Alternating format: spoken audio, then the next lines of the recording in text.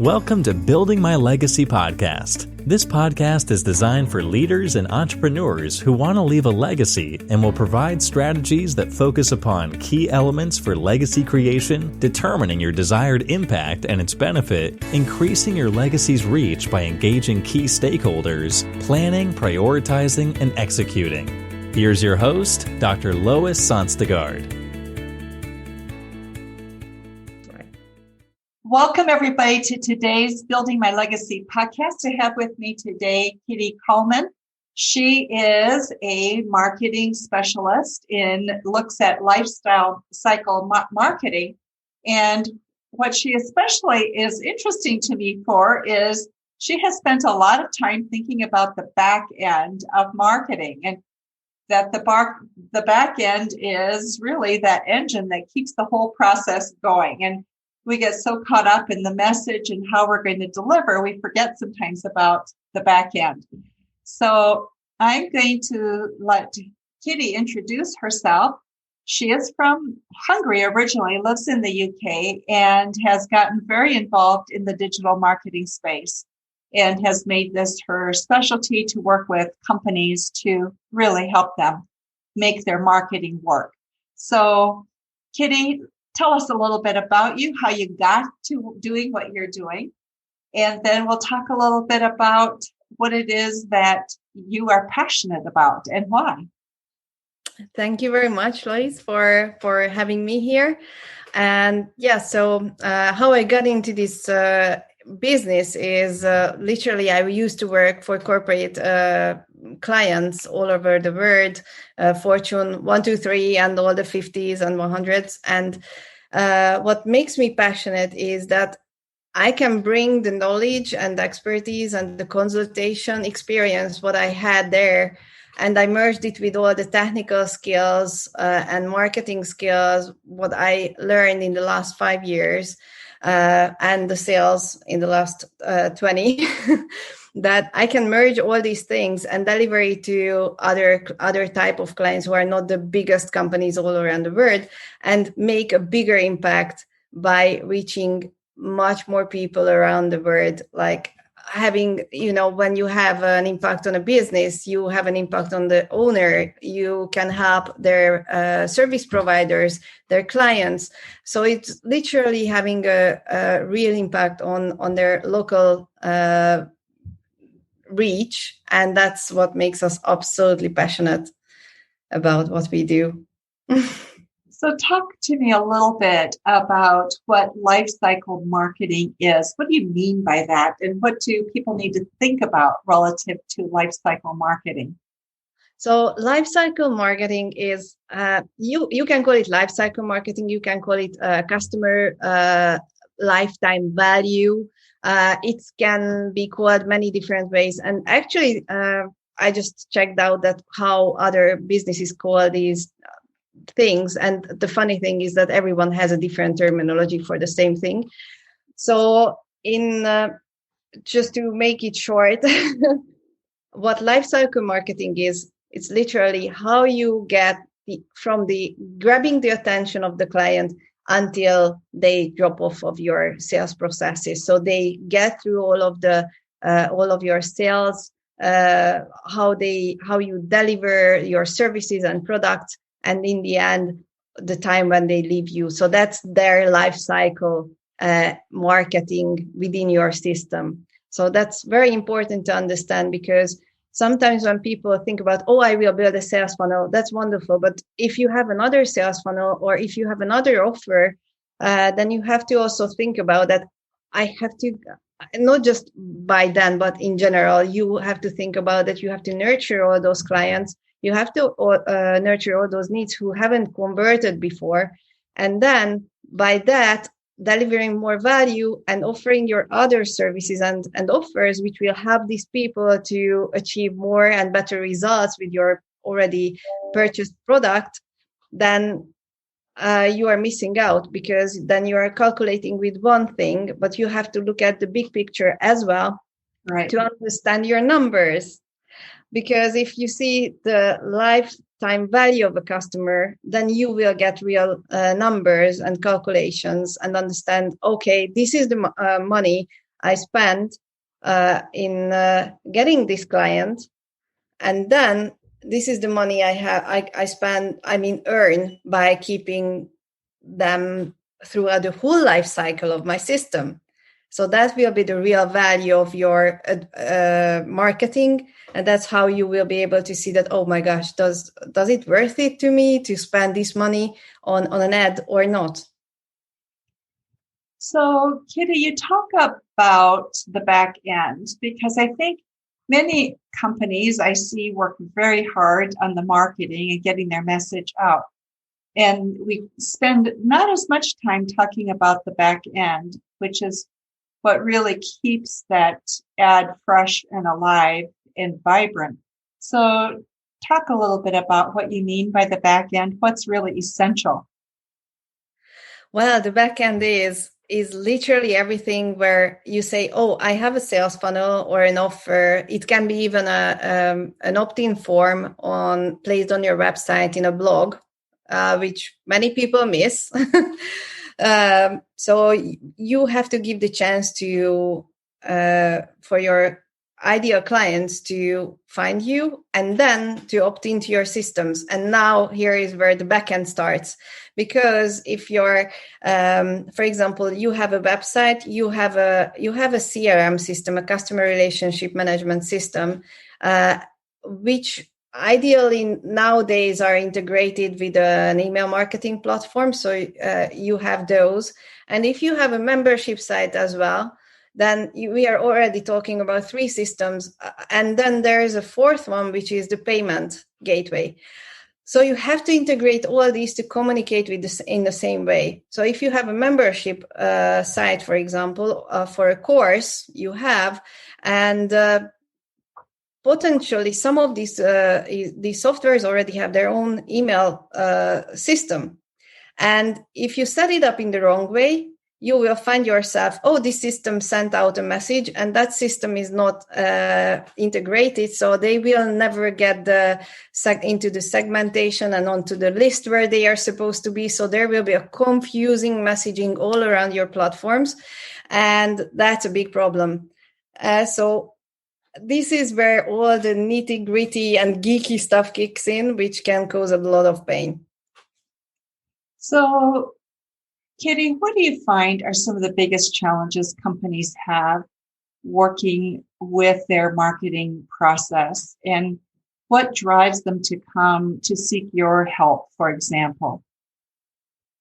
Usually where they see their biggest problems is, well, it's a good question. I have to think a little bit because there are many problems they can come up. They have to realize it, and there is a difference between what they see and what we see. So sometimes they see that there is a big drop off on our list, or there is no engagement, or there is the email. So usually something around their emails that they realize that something is glitchy or it doesn't work, or their opt-in forms don't work in the front end. So something that's technical, and they see that, something doesn't work, but I don't know what it is. And that's when usually we are coming into the game where, okay, what's the problem? And then we see, these things are not integrated. That information doesn't come from the system where it's supposed to go into this way. And, all these email marketing automation setup, if they are not set up in the right way, people, for example, they think about, I have this offer, I send out 3 emails and I'm done. If they got there, that's probably already something. But they have to think about the nurture emails and how they are working together. So you have to finish one of these sequences where they opt in, they receive their initial delivering of the offer, what they purchased. And after finishing that, you can jump onto the nurture sequence, and you should, not just can. So you should jump on the nurturing sequence where you send constant messaging value and offers to your clients. And that's how we keep them coming back to us. And then understanding if they are happy, referrals, getting more leads. So when they, so when people want to grow, businesses want to grow their income, optimizing their funnels, optimizing their systems, that's when they come to us. Got it. So as I hear you describe the process, one of the things that strikes me is what I hear a lot from people, and that is, you mean I have to do this? When do I have time to really do my business, right? No. Do you hear that as well? I know. Actually, we all face this, don't we? So in the very beginning, we all wear all the hats. And then we realize that, okay, if I want to focus on this part of the business, I have to either outsource it or do it myself. So these are the two ways of doing it. So, and outsourcing is either hiring someone for it or literally outsourcing it to a third party. So that's how we save time, don't we? That is how we save time. And sometimes it's getting that help, isn't it? That makes such a big difference, because until you begin to look at what the process is and all the detail in the process, you don't know where you want and need help sometimes. You just think, well, it will magically fall in place. Yes. And then it doesn't, right? Yes, unfortunately, technical things don't usually have this manner of being very polite and just, I put myself to the right place for you. So they are not too cooperative. That's why we are here, to help businesses to understand how to do things, how to make things easier for them. Sometimes also another reason why businesses come to us that, I know I need a software. So they already aware of the problem and they already aware of the solution they are looking into, but they are not sure or not certain about it.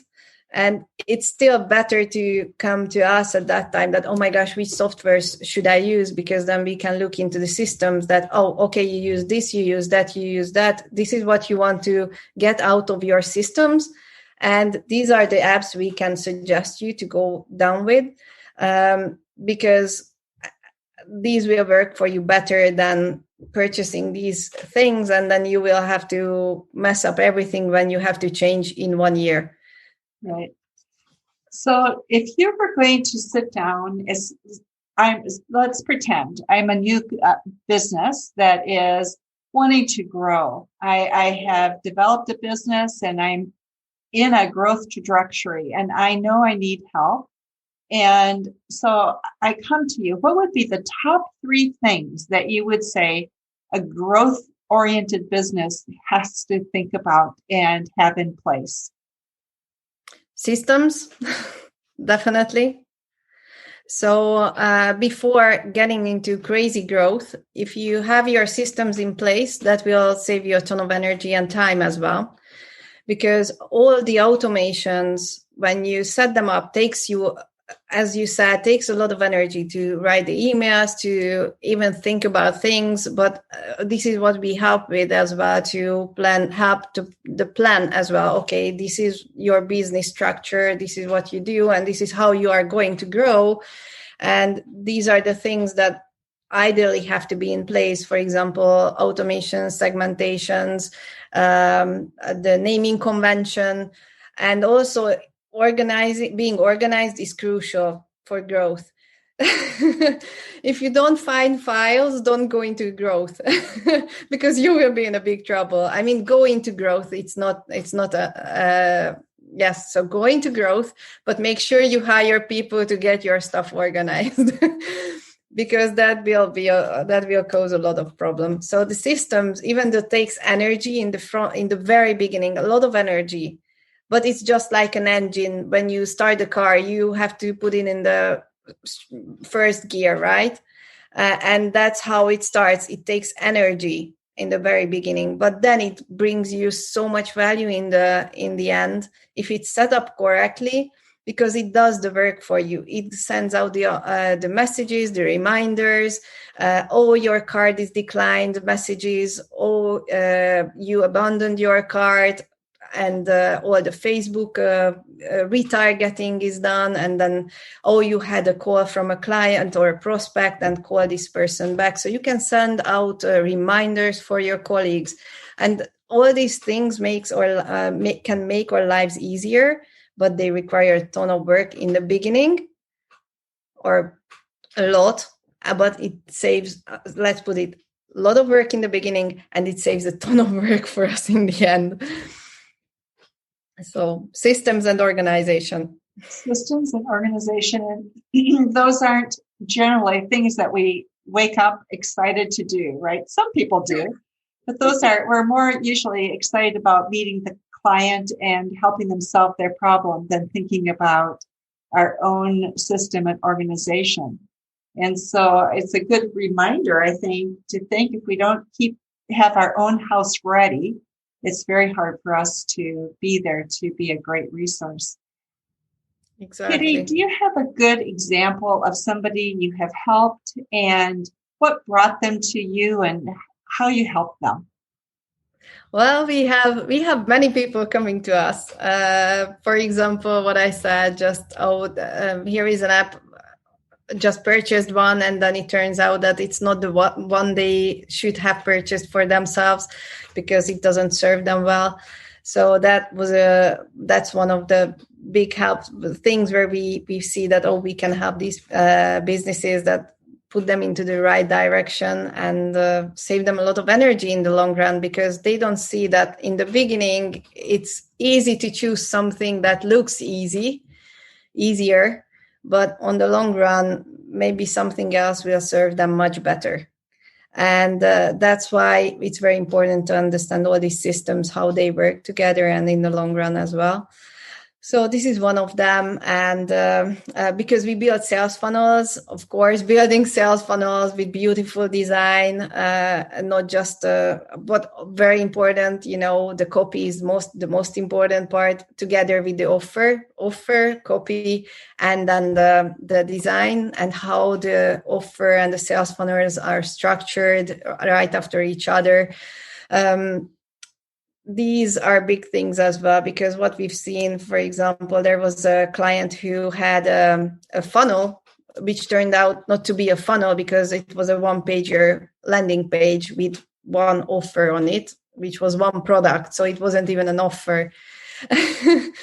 Because offers are bundles, we give more value, and product is, when you compare product to product, it's always coming down to the price, right? Right. So we help them to increase their prices that way, to create a proper offer, to put it in a very nice packaging of sales funnels, and build all the automations, integrations out. So it's now a well-oiled machine for them. So they just have to drive the traffic into the system, and of course optimizing their system, because we have to see, this is how we know if a system works and the funnel works well. I mean, the funnel is tested only by being tested. By getting out there. When you talk about optimizing the funnel, what does that mean? Well, it means that we use an application to see, and even in the app, the sales funnel app, you can see the numbers. So how many people see the offer, what is the churn off, so how many people turn away, how many abandoned carts we have, how can we get people back to the place where they left off? Do we have all those automations set up to bring people where they left off the funnel? So all these things and can help to optimizing the funnel. This is the back end part of it, and the front end part of it, just to see, first of all, if the offer is an offer, if a sales funnel is a real sales funnel or it's just a one pager. Because that's shocking how many people think that, I have a funnel, and you use a funnel builder, but you have only just a one-pager form, which can be done in almost any good CRM system, a marketing automation system, and you don't have to pay for a funnel app if you just want to have a form. So, and a beautiful form, of course, so these can help in the front end, looking at the copy. We are not copywriters, but we have copywriters we can recommend, and we work together so they can have a look at it and fix those things. And and at the end, the design is the last part if they are happy with it. But the most important is if the funnel converts. If it converts well, then we are fine. I don't suggest to make changes to anything. Just one interesting question we got recently that, I have systems set up, my CRM, my funnel, everything, it works, but I see this app, the new shiny object syndrome. And, I see everybody is talking about this. Should I use this or what? And then, no. If whatever you have works, you have to use that, and then don't look at any other things. You are fine. So we are those kind of people who tell the truth, because in the long run, we want to work together with people forever. Right. Not just like, you earn something out of making a business with someone and misguided someone to use this XYZ app because that's more beneficial to you. No, we have to tell if it works for that person or not. That's an incredible gift that you bring to people, because I think there's so much misinformation on the internet right now about what digital marketing is. And people have a notion of, well, I'll just put an ad on Facebook and then magically I'll have a business, or I'll start an account in Instagram, Facebook, do lives, and that will be the beginning of something, right?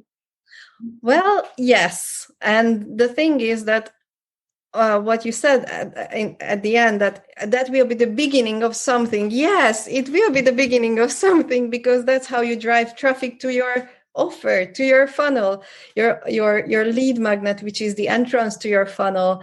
And that's how you bring awareness to your business, and that's how you engage with people, and that's how you can nurture people throughout your social media.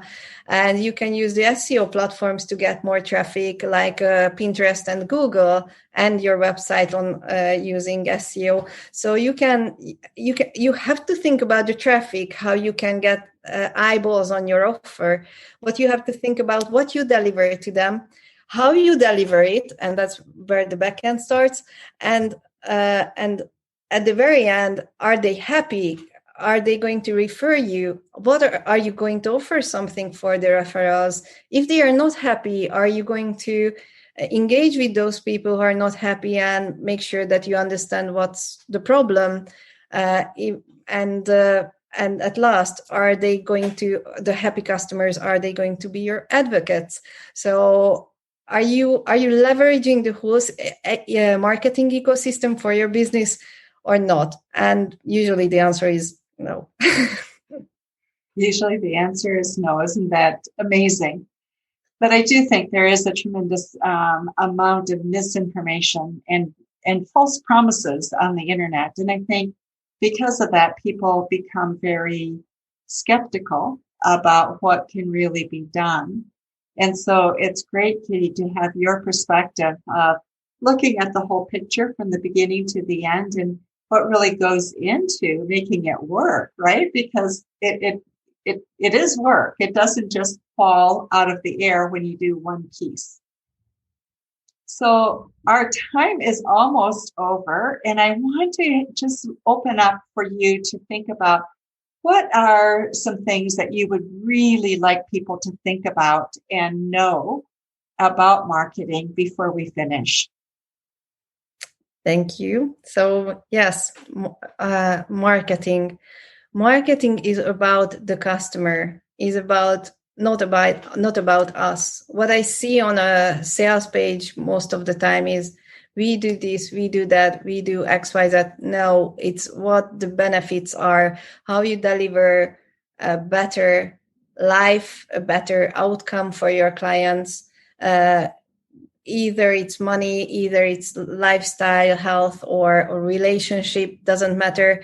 It has to be about them and not about the service provider itself. I think this is one of the most important parts of marketing. And we build relationships. We engage with people and not with businesses, and not with avatars, and not just a number on a paper.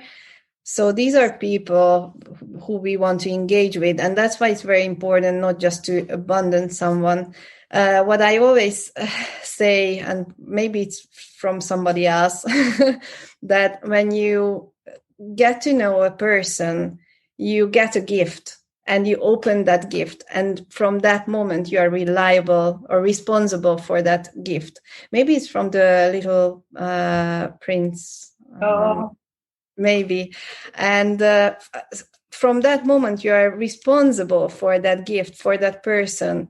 And that's true in marketing as well, that these are human beings and we are responsible for whatever they get from us.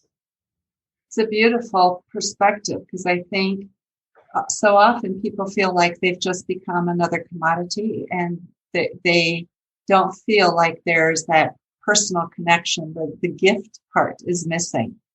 And so it's lovely to hear that and hear that perspective from you. Thank you. So for those of you who are listening, we're going to have information about Kitty and her company in the show notes, and also information about how you can contact her. And if you need any further help, just let us know and we'll be glad to do that. She also has given a download that you can access. Tell us a little bit about what the download is so the audience knows.